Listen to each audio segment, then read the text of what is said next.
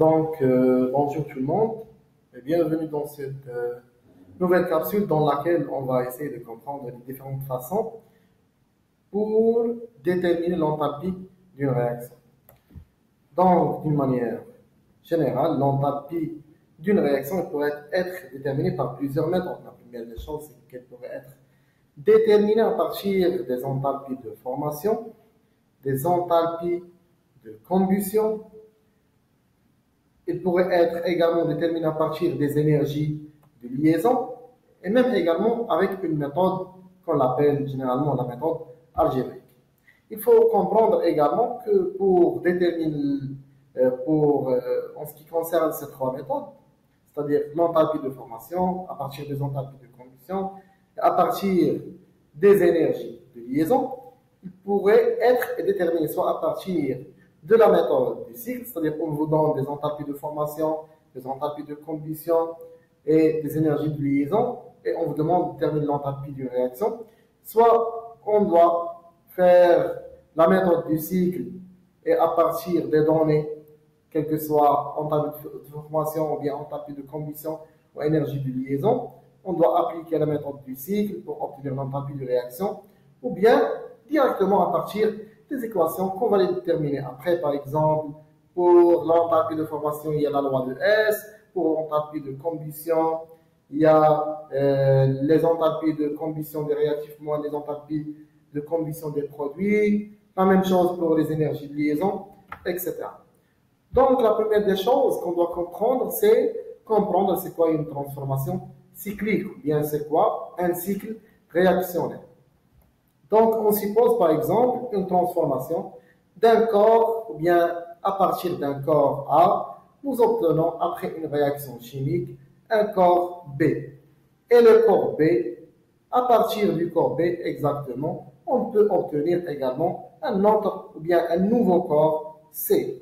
Et la même chose, le corps C va nous donner directement le corps A. C'est-à-dire que là, on a formé un cycle. L'état initial, on a commencé par le composé A, et jusqu'à B, puis C, puis l'état final, c'est A. Donc là, on peut comprendre que l'état final et l'état initial sont la même chose. On commence par A, on finit par A. Donc on peut dire que la transformation entre A et B est décrite, ou bien caractérisée par une chaleur, dans laquelle cette chaleur est nommée l'enthalpie de A et B, de A jusqu'à B. La même chose entre B et C. Cette réaction, ou bien cette transformation, est caractérisée par une enthalpie de réaction delta H entre B et C. Et la même chose ici que la transformation entre C et A est caractérisée par une enthalpie appelée l'enthalpie de réaction entre C et A. Il est à noter que à partir de celle-là, delta H total de réaction, c'est une delta H, c'est-à-dire différence d'enthalpie.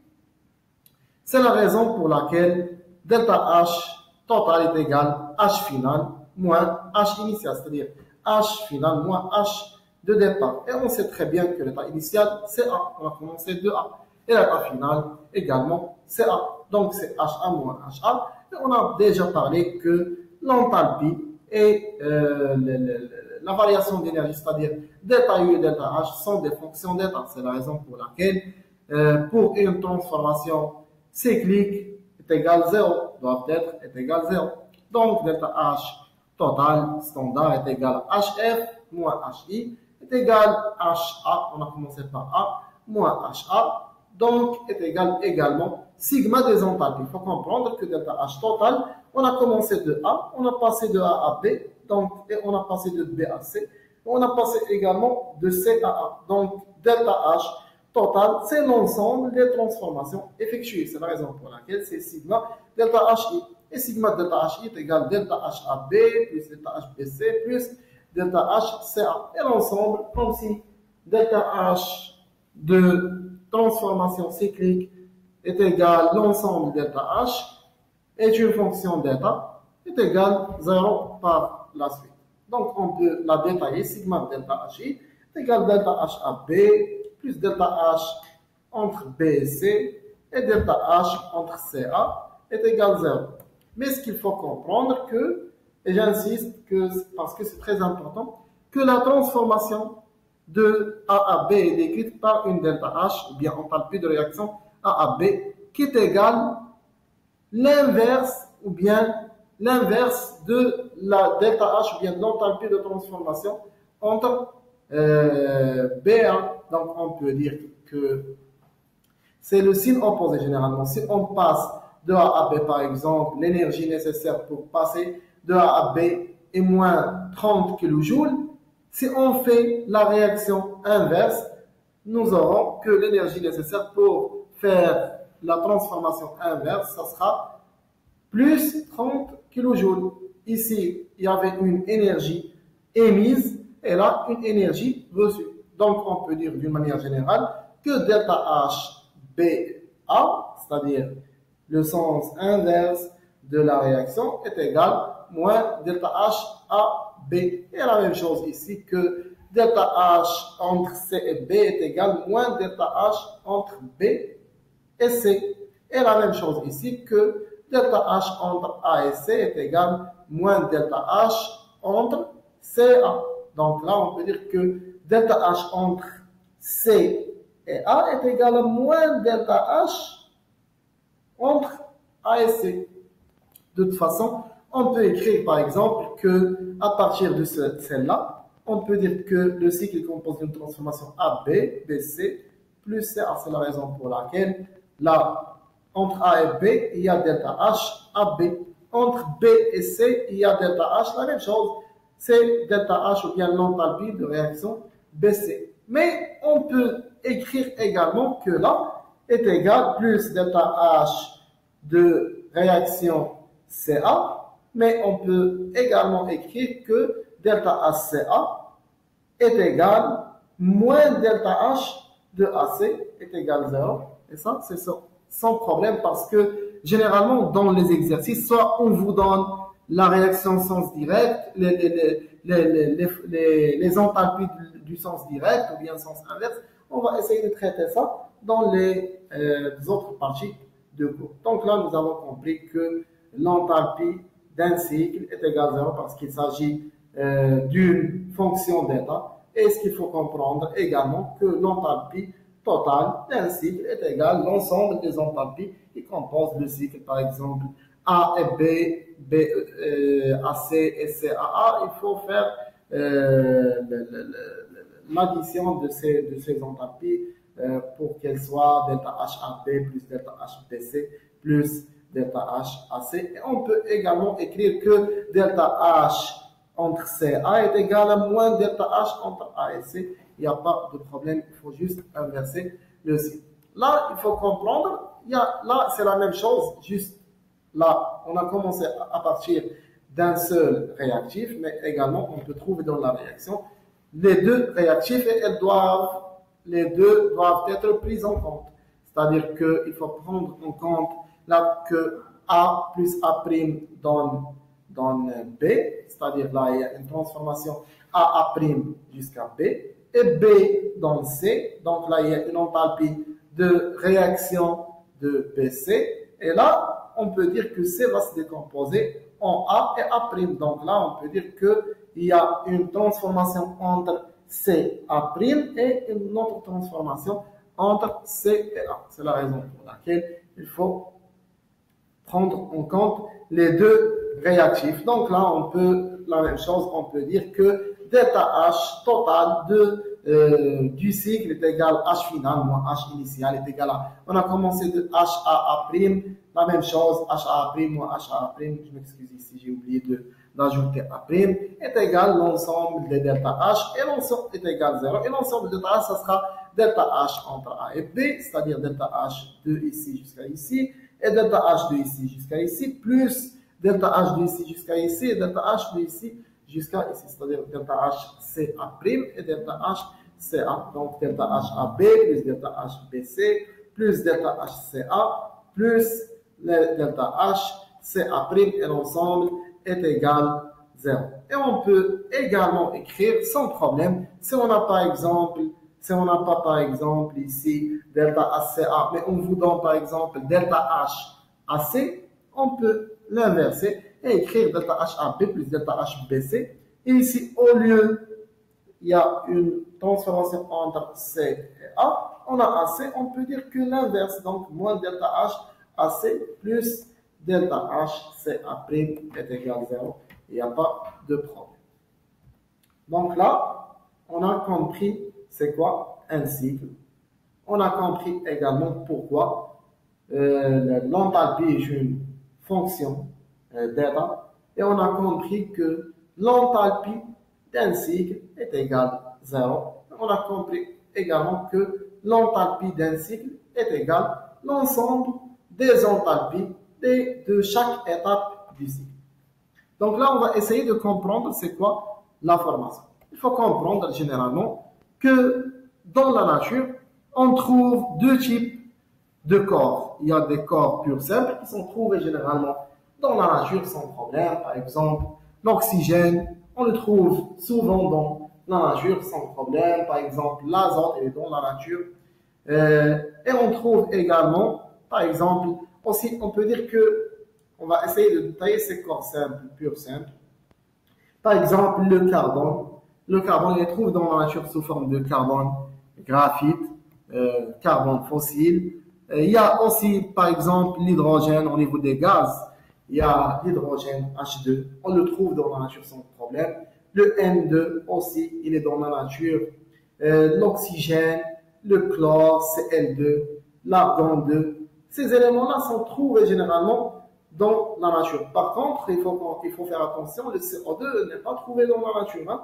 Le CO2, soit il est synthétisé à partir de la respiration des plantes ou bien à partir de la respiration des animaux, des humains, etc.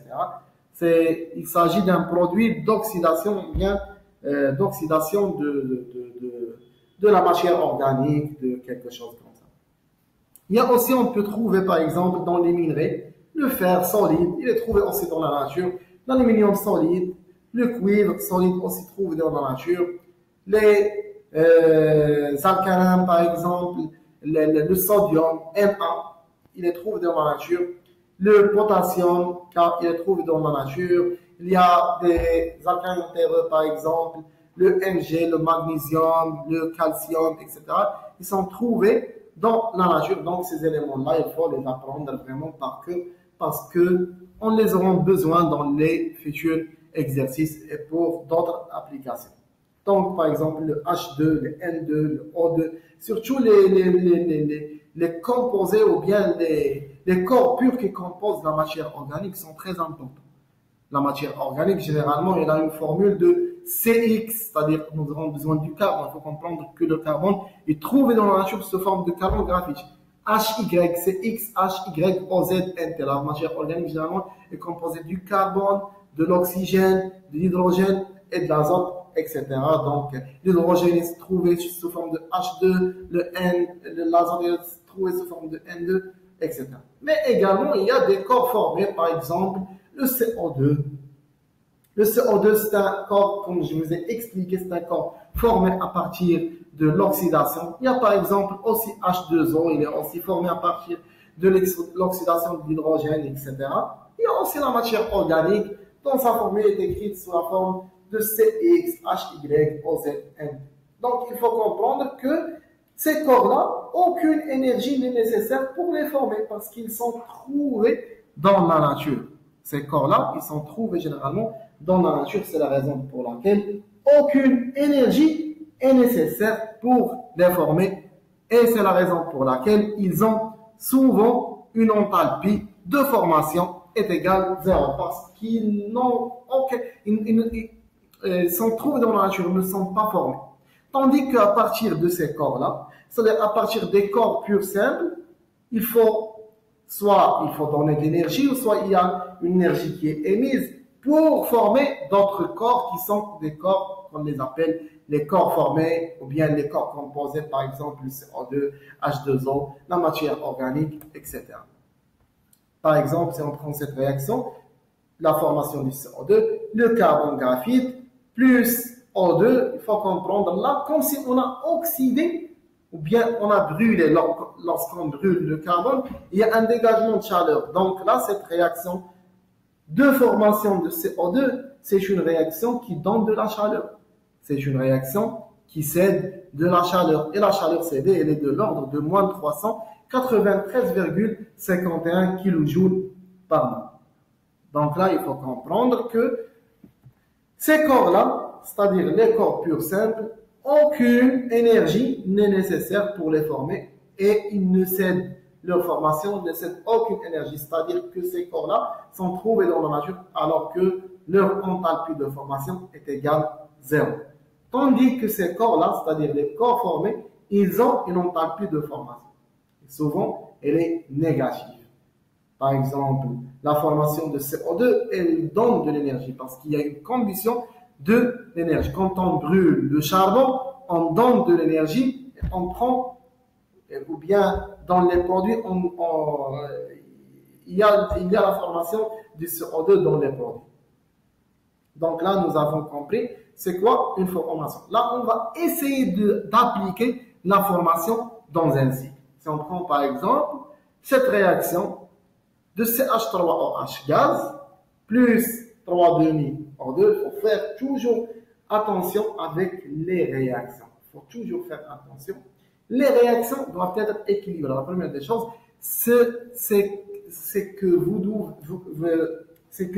devez vraiment faire attention ou bien vérifier si la réaction est équilibrée ou non. Donc, on peut dire que cette réaction, c'est H3OH plus 3,5O2. C'est une réaction équilibrée. Donc, CO2 plus H2. Généralement, c'est une réaction d'oxydation d'une matière organique, donc CH3OH.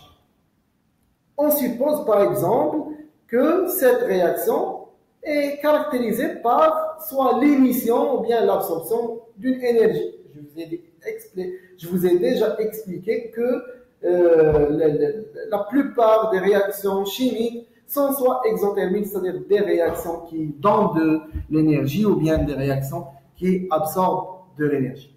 Donc, à partir, on suppose que CH3 plus OH, l'oxydation du CH3 plus OH, donne du CO2 plus H2O.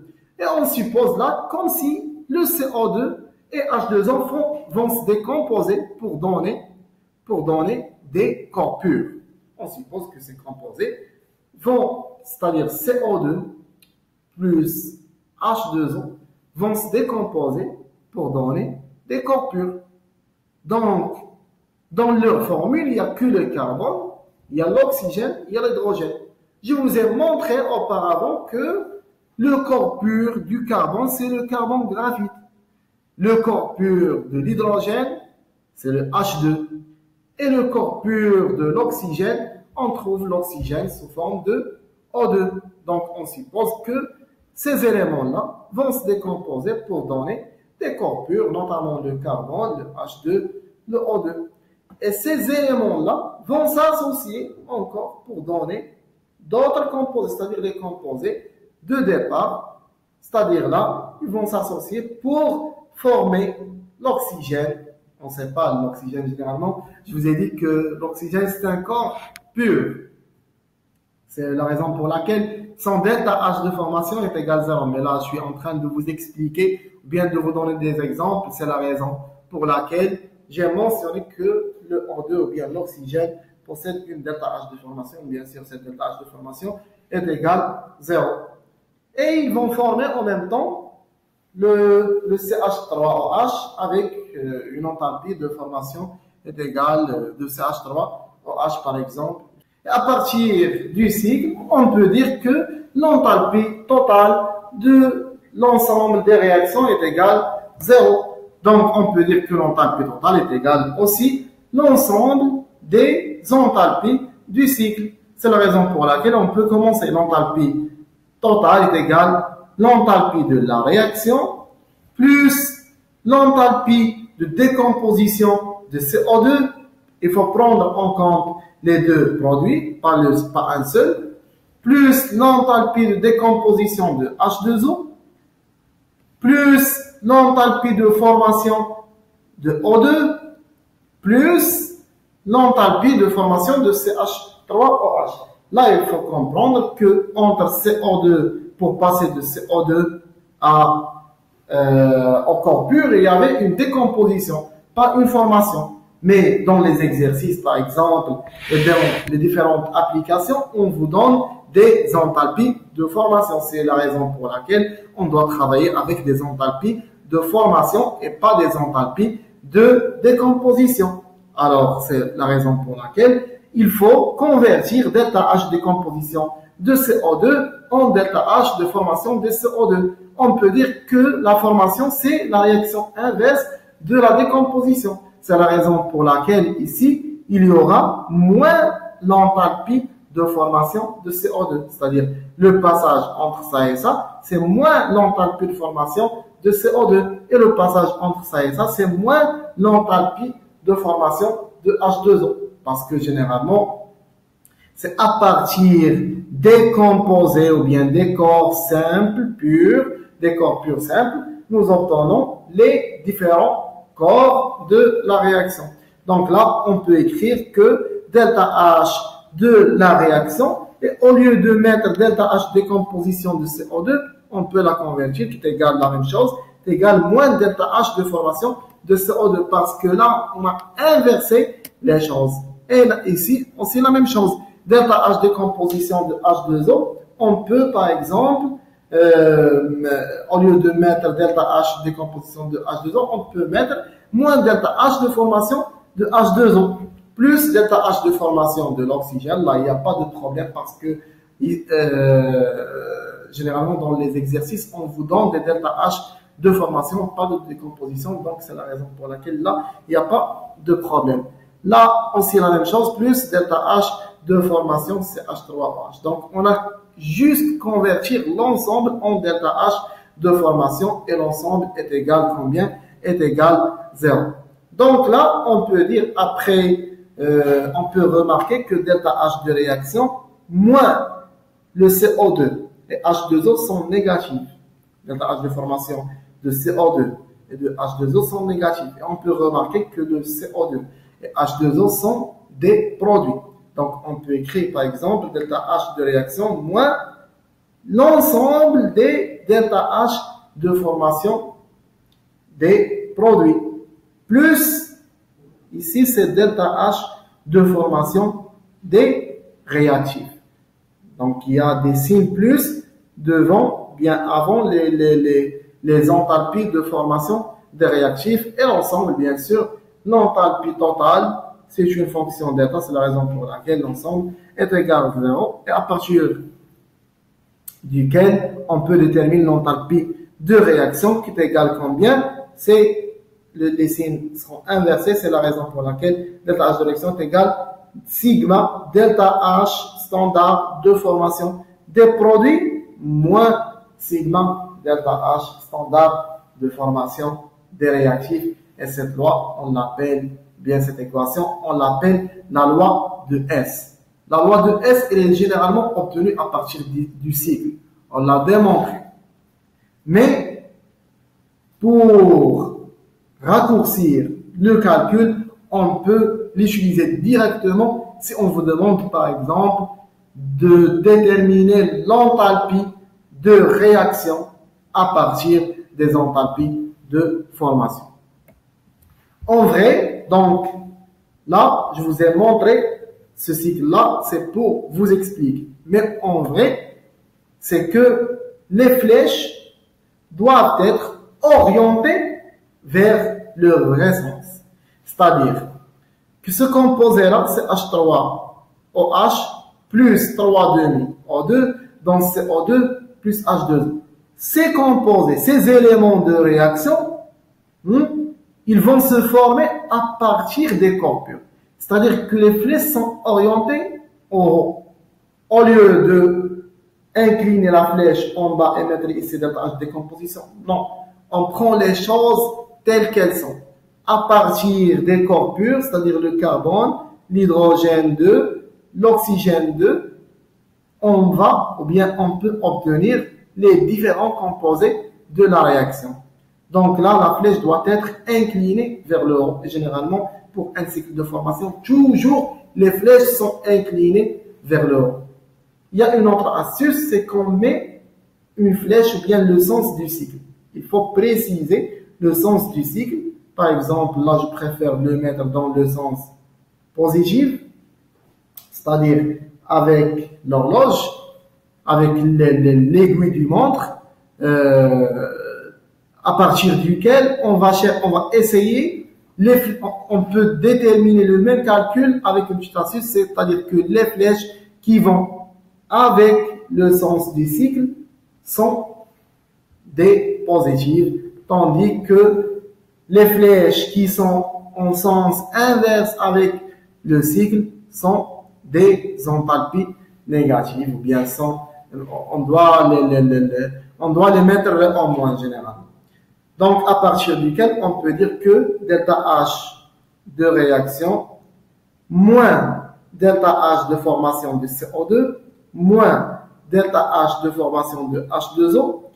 Ici, c'est avec la flèche, plus delta H de formation de l'oxygène, plus delta H de formation de CH3OH, et l'ensemble est égal à 0, et à partir duquel on peut déterminer la loi de S qui dit que l'enthalpie de réaction pourrait être obtenue à partir des enthalpies de formation dans la mesure où sigma des enthalpies de formation des produits moins sigma des enthalpies de formation des réactifs.